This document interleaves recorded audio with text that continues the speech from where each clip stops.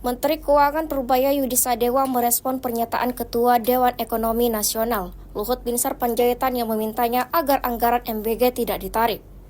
Langkah Purbaya mengancam akan menarik di tengah banyaknya kasus keracunan akibat MBG terjadi di hampir seluruh sekolah di Indonesia. Lulusan teknik ITB pun itu memilih tidak mendengar permintaan Luhut dan tetap akan memotong anggaran program makan bergizi gratis atau MBG jika tidak terserap hingga akhir Oktober tahun 2025, Minggu 5 Oktober 2025.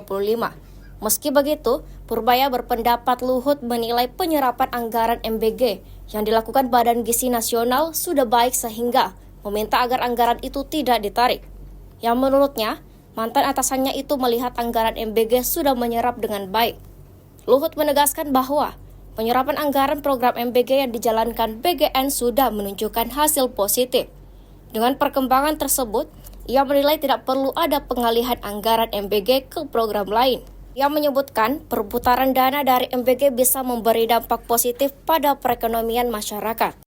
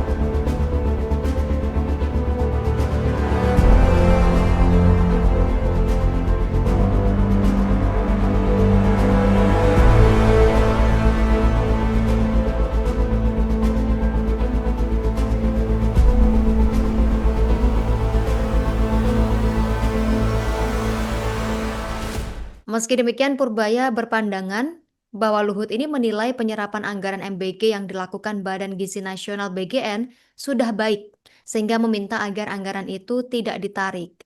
Sebelumnya, Luhut menegaskan bahwa penyerapan anggaran program MBG yang dijalankan BGN sudah menunjukkan hasil positif. Dengan perkembangan ini, ia menilai tidak perlu ada pengalihan anggaran MBG ke program lain.